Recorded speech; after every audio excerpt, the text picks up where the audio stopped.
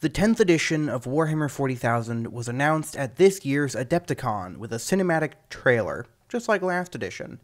I've held off on making a video about it because I wanted time to formulate my thoughts and to account for the truckload of information that immediately came out directly following the release.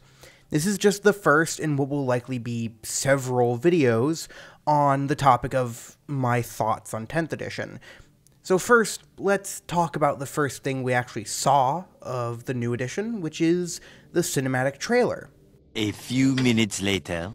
Something feels different about this trailer. Something I've said in various ways across various videos is that GW fundamentally fails to make the Imperium seem like the parody of theocratic fascism that they claim it's meant to be whenever someone shows up to a grand tournament in fascist paraphernalia. Why? Because they're so focused on masturbating over how cool and powerful Space Marines and other Imperium factions are, they end up playing into the hands of genuine fascist narratives and talking points. Fascists have a perception of reality that boils all human life into a nihilistic conflict of survival. To the fascist, conflict is the very nature of life, and thus conflict needs little or no justification. So a setting full of masturbatory, indulgent prose about how badass the soldiers fighting in a grim and pointless forever war are, is a setting that is very directly inviting the fascists it is nominally seeking to criticize directly into its home for Shabbat. So how is this trailer different? Well, to understand that, we have to look back at the line that keeps getting repeated, in one way or another, in every major 40k rulebook since the mid-80s. The Imperium is doomed! It's burning the candle at both ends. It's sending in waves upon waves of soldiers into an endless meat grinder just to extend its lifespan another Terran day. The timeline is frozen at 20 seconds to midnight because as soon as you unpause that clock, the Imperium will collapse. However, we are going to exclusively cherry-pick just the times the Imperium wins, but trust us, the Imperium is constantly suffering more and more mounting losses every day. GW swore up and down for decades that the Imperium was ceding more and more ground to their opponents every day, that at every turn the walls were closing in. However, they never truly followed up on this.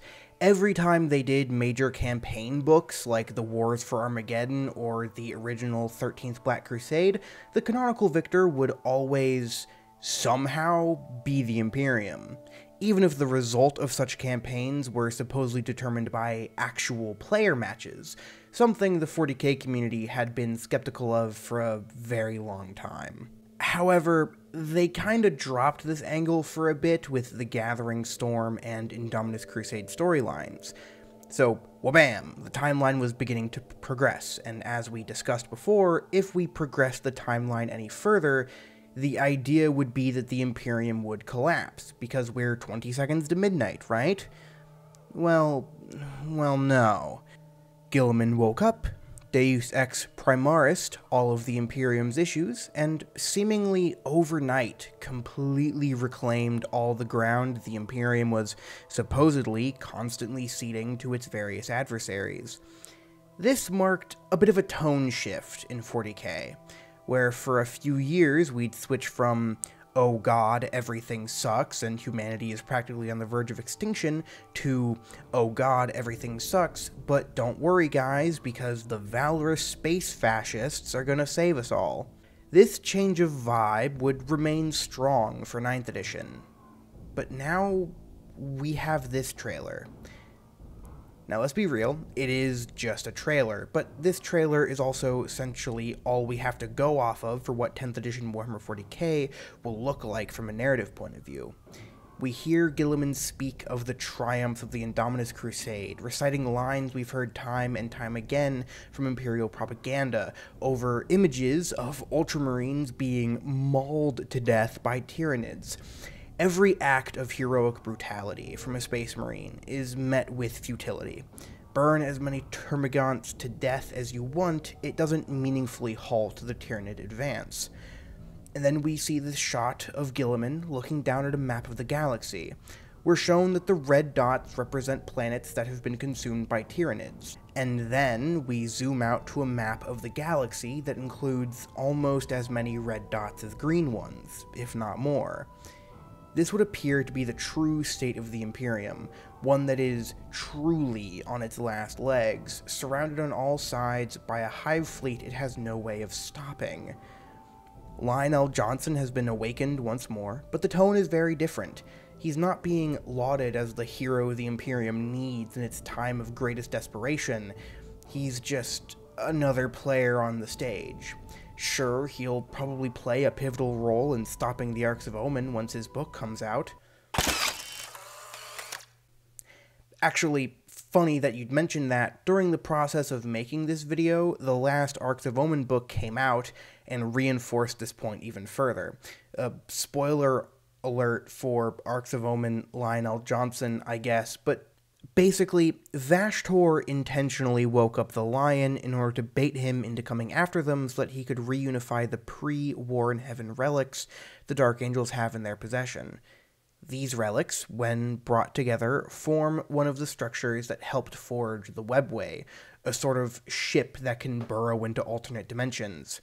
Vashtor steals the relics, kicks everybody's ass, and then nopes out of there. We don't know what Vashtor's long-term aims are, but his immediate goal was a success. A Primarch returned and wasn't capable of stopping the threat.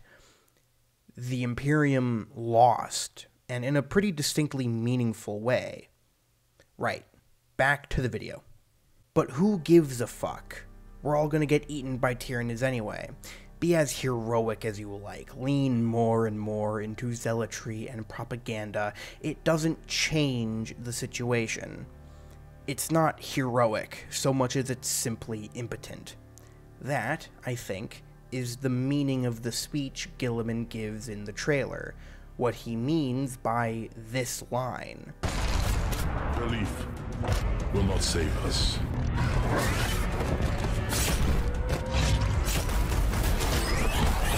Lies will not protect us.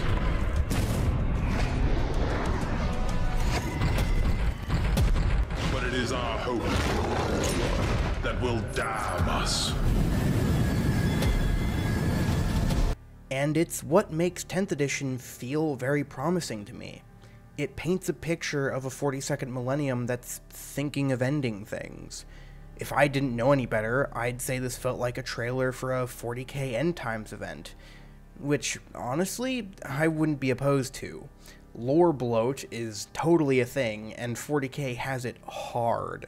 And I'm not strictly opposed to the idea of a soft reboot a la some kind of time skip or apocalypse scenario, or in the case of Age of Sigmar, both. To really show the contrast in tone between this trailer and the general tone of 40k since 8th edition, let's look at the 9th edition trailer. It opens to a Sister of Battle waxing poetic about the inherent cruelty and uncaringness of the universe. In the darkness between the stars, the weak and the faithless find no deliverance. But then uses that to segue into how their faith in the Emperor makes them transcendent over that nihilism, how faith in the Emperor gives her strength unparalleled, while she factory resets a bunch of Necrons. And so we are charged to cleanse the mutant, the heretic, the alien. We must not falter. We are his sword. We are his wrath.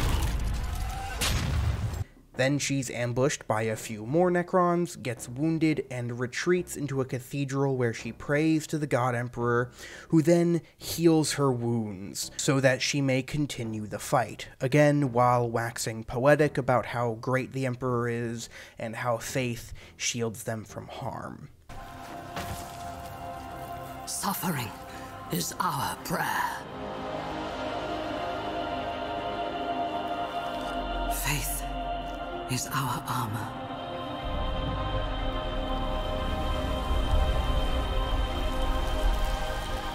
In battle, he offers us redemption. Then a Space Marine tags in and helps her finish off that Scorpec destroyer, and the narrative switches over to the voice of a Space Marine, who, once again, begins waxing poetic about the brutal necessity of the Imperium, how humanity is besieged on all sides by inferior races, and how only through war and conquest can humanity be saved. Our Imperium is besieged. Across 1,000 worlds, we fight for our survival. Those that would tear humanity down are legion. Our forces are few. Our enemies many. There is no respite.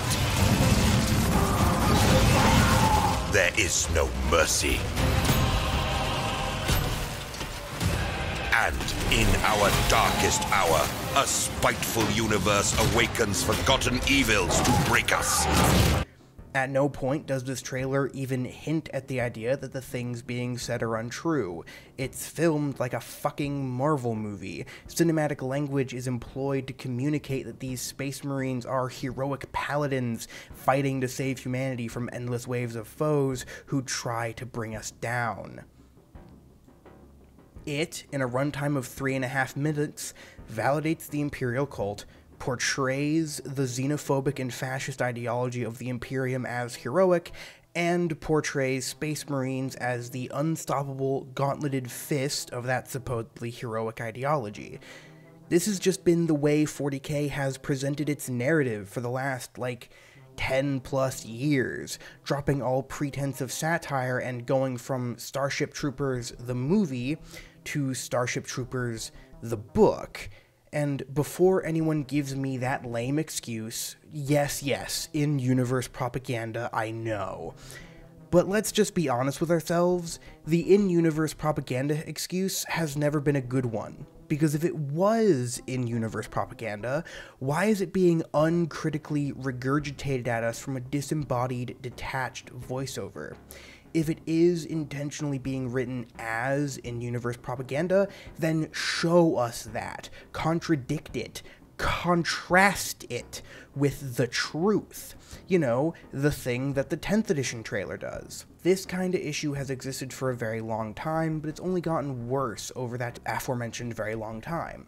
So seeing the trailer for 10th edition, kind of the tone setter for 40K going in the new edition, directly stating that that kind of rhetoric is not only counterproductive to humanity's survival, but also just explicitly factually incorrect, gives me hope that GW might actually be paying attention to the tone problem in 40K, and start working to make it more explicit that the Imperium aren't just supposed to be the good guys. 10th edition has really impressed me so far, and I intend on talking about it more, so be sure to stay tuned for that. Until next time, Godspeed.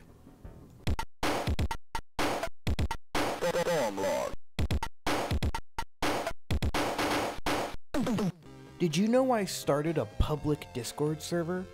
People who support me on Patreon get a private little lounge section of the server where it's just me and them, and I talk about videos and stuff, but the general common area of the server is freely available to anyone who wants to join. Because of a lack of admin staff at the moment, I'm only letting in certain numbers of people at a time, so the first 100 people to use the Discord link in the description will get an invite to the server. After the first 100 people click it, though, it'll run out of uses, and you'll have to wait until either the next video or the next time I do one of these, but I don't have any admins right now, it's just me, and I'm not even really sure how admins would work, so until I figure all that stuff out, I'm doing kind of a limited release of the Discord server. So down below, click it, first 100 people get invited to the server. 101st person and onwards are just gonna have to wait. So, act fast. Alright, actually have a good day now. Goodbye.